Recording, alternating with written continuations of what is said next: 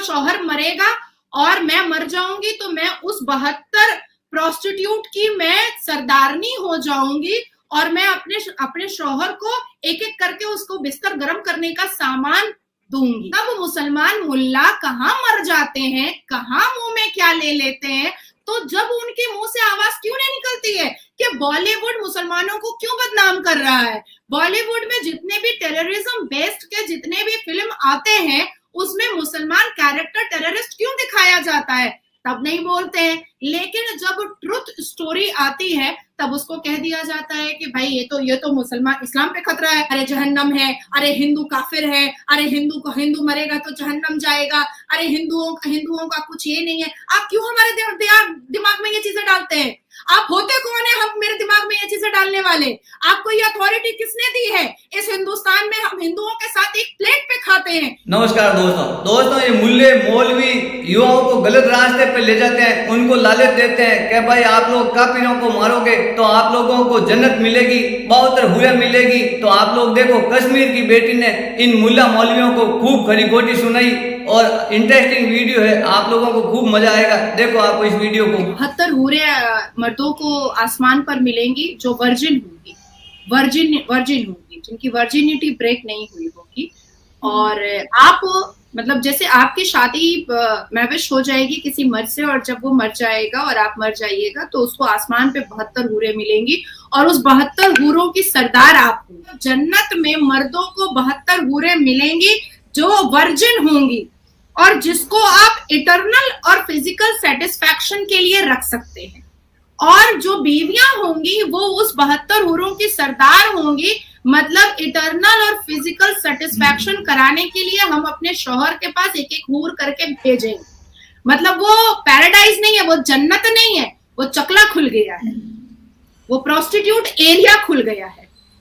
क्योंकि जन्नत को जिस तरीके से हमने डिस्क्राइब कुरान में पढ़ा, हमने जो कुरान में सीखा, हमारे बड़े बुजुर्गों से जो हमने सीखा कि जन्नत क्या होता है, जन्नत के बारे में सुन करके बच्चे से बच्चा झूठ बोलना बंद कर देता है, गलतियां करना बंद कर देता है कि हम मरेंगे तो हमको जहन्नुम के आग में जलाया जाएगा अगर हम झूठ कहेंगे, हम गलत करेंगे, किसी के दिल को दुखाएंगे, किसी का माल दौलत लूटेंगे तो हमको जहन्नुम में आग में जलाया जाएगा और अगर हम ऐसा नहीं करेंगे तो हमको जन्नत भेजा जाएगा। लेकिन ये मौलवी मुल्लाओं ने जन्नत को चकला बना दिया है, प्रोस्टिट्यूट का एरिया बना दिया है। मतलब मेरा शौहर मरेगा और मैं मर जाऊंगी तो मैं उस 72 प्रोस्टिट्यूट की मैं सरदारनी हो जाऊंगी और मैं अपने शौहर को एक एक करके उसको बिस्तर गर्म करने का सामान दूंगी। मैंने पहले ही कह दिया कि बहुत बिटर ट्रूथ है, बहुत अगली ट्रूथ है, बहुत डर्टी ट्रूथ है। पर अभी इसी तरीके से मैंने नाम लिया है मौलाना मोहम्मद साजिद रशीदी, आपके ही पाकिस्तान की एंकर को उन्होंने ये बात कहा था कि आप जन्नत में उन 72 हूरों की सरदारनी हो जाएंगी। और उन्होंने कहा भी था कि तो मैं क्यों हो जाऊंगी, तो उन्होंने कहा कि आप भेजेंगी इन हूरों को अपने खाविंद के पास, मतलब अपने शौहर के पास। ये आपके पाकिस्तान का ही मैं बता रही हूँ। जो वो हिंदुस्तान में गंद की उल्टियां करते हैं, मुंह से गू का उल्टी करते हैं, वो तो है ही। क्योंकि हिंदुस्तान में जितने भी मुस्लिम कम्युनिटी हैं उसमें 80% जो हैं वो टेररिज्म माइंड के हैं। देखिए, कोई भी मुल्ला मौलवी बलात्कारी मुसलमान को कभी भी नेगेटिव नहीं बोलता है।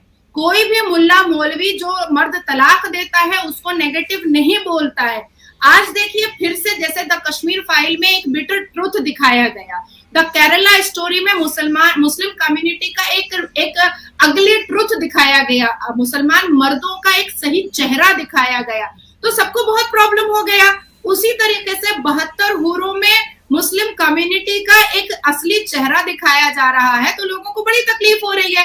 पर मेरा कहना है कि भाई जब बॉलीवुड में मुसलमान एक्टर जब टेररिस्ट बनते हैं या हिंदू एक्टर जब टेररिस्ट बनते हैं और वो अपना मुसलमान नाम रखते हैं, तब ये मुसलमान मौलवी मुल्ला और ये लुंगी टोपी वाले, दाढ़ी वाले जो लुंगी के अंदर चड्डी नहीं पहनते हैं वो वाले, इनकी मत मारी जाती है। तब ये सामने क्यों नहीं आते? तब तो बड़ा कूद कूद करके फिल्म देखने के लिए जाते हैं। आप देखिए बहुत पुराने पिछले में चले जाइए, तब आपकी उम्र भी बहुत कम होगी और मेरी भी उम्र बहुत कम होगी।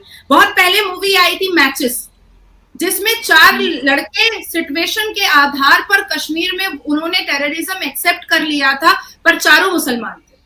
मुसलमान आइडेंटिफिकेशन दिखाया गया। उसके बाद मूवी आई थी फिजा, जिसमें ऋतिक रोशन एक मुसलमान लड़का था और मिसगाइड और मिसअंडरस्टूड होने की वजह से वो टेररिस्ट बन गया था। उसके बाद फिर आई थी आमिर खान की फना, जिसमें वो टेररिस्ट बना था और वो मुसलमान बना था, इवन ताबीज वाबीज भी पहनता था, जो हमारे कुरान में ताबीज का कोई मसला ही नहीं दिया है। उसके बाद फिर सैफ अली पटौदी परिवार के नवाब साहब की फिल्म आई थी, उनकी अपनी बीवी के साथ, करीना कपूर के साथ, कुर्बान, जिसमें वो टेररिस्ट बने थे और पूरा फैमिली जो था वो मुसलमान था।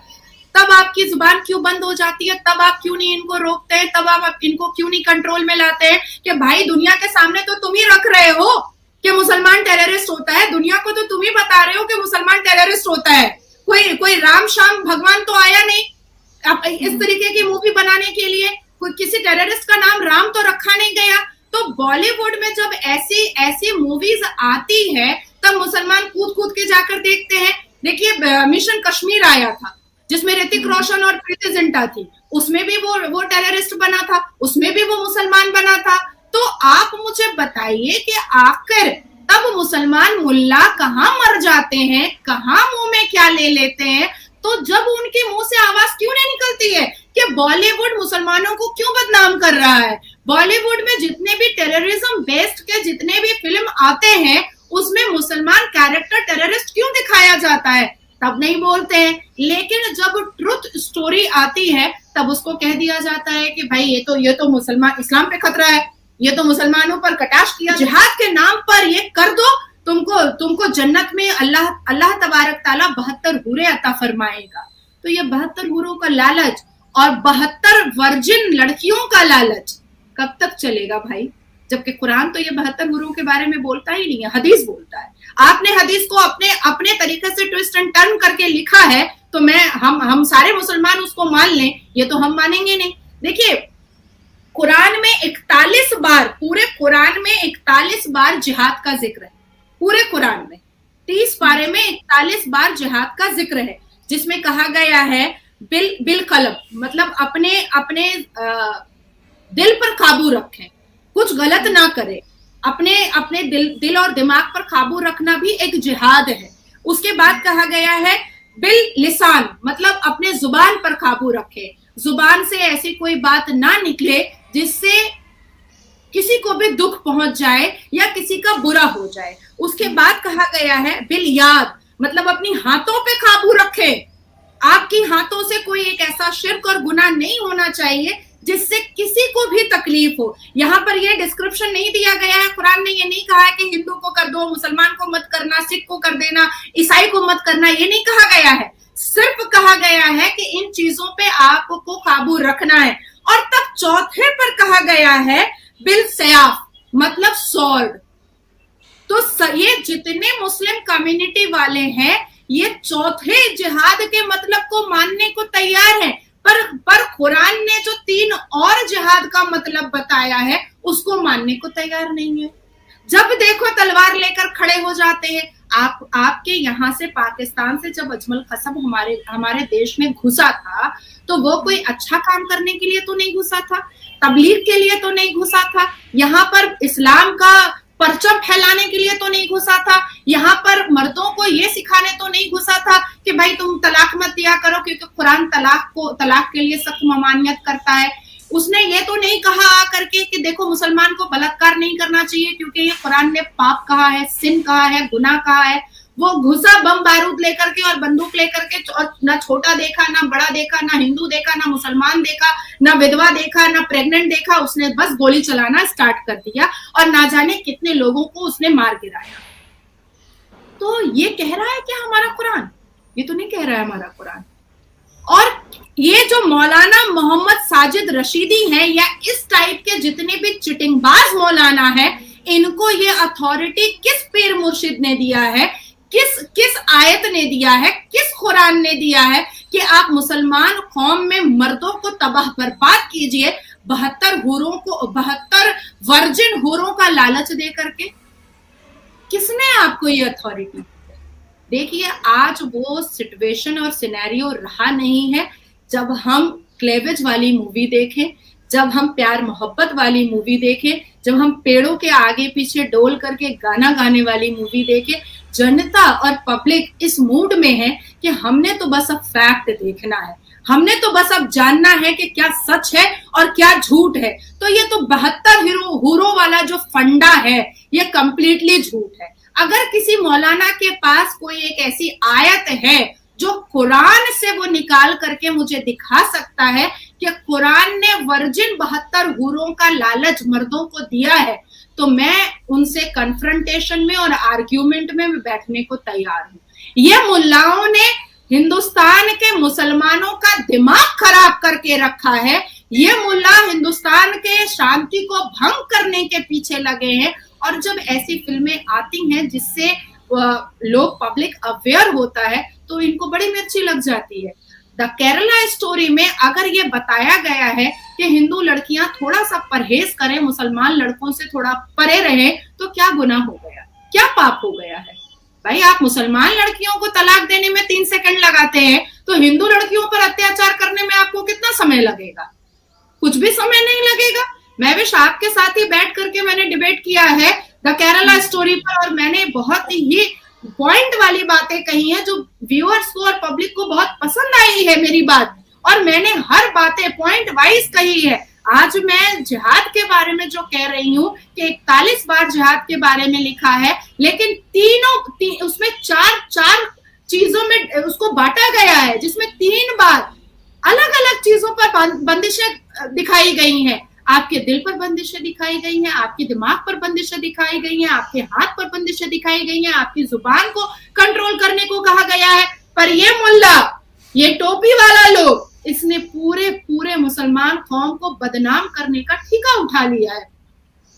ये मुल्ला मौलवी जो मदरसे में बच्चों को कुरान पढ़ाते हैं, ये मुल्ला मौलवी अपने बच्चों को अंग्रेजी स्कूल में क्यों भेजते हैं? कैथोलिक स्कूल में क्यों भेजते हैं?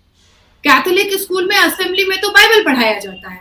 आप अगर इतने बड़े कुरान के परहेजगार हैं, आप इतने बड़े इस्लामिक हैं, तो आप अपने बच्चों को अंग्रेजी स्कूल में क्यों भेजते हैं? आप उसी मदरसे में क्यों नहीं बैठाते हैं? उसी मदरसे में भात और आलू क्यों नहीं खिलाते हैं? आपके बच्चे अंग्रेजी स्कूल में पढ़ेंगे और मुसलमान के बच्चों को आप फतवा जारी कीजिएगा, आप खुतबा में जुमा के बोलिएगा कि नहीं, मदरसे में पढ़ना बहुत जरूरी है। आपको पता है ये जो चिल्ला बांधते हैं ये लोग 40 दिन का 41 दिन का, इसमें क्या होता है? इसमें सिर्फ ब्रेन वॉश किया जाता है।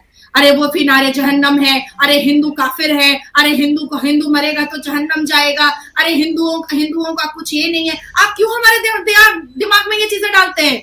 आप होते कौन है हम मेरे दिमाग में ये चीजें डालने वाले? आपको ये अथॉरिटी किसने दी है? इस हिंदुस्तान में हम हिंदुओं के साथ एक प्लेट पे खाते हैं। इस हिंदुस्तान में हिंदुओं के साथ हम बोलते हैं, बैठते हैं, हंसते हैं, रोते हैं, अपने दुख को, अपनी खुशी को हम बांटते हैं। आपको ये अथॉरिटी किसी ने नहीं दिया है कि आप हमारे हिंदू भाइयों और बहनों को आप हमसे काफिर कहलवाइएगा। आज जिस हिंदू के प्लेट पर मैं बैठ करके खा रही हूँ वो मरेगा तो क्या मेरी जुबान से निकलेगा कि फिनारे जहन्नम? मैं नहीं बोलूंगी, मैं नहीं बोलूंगी।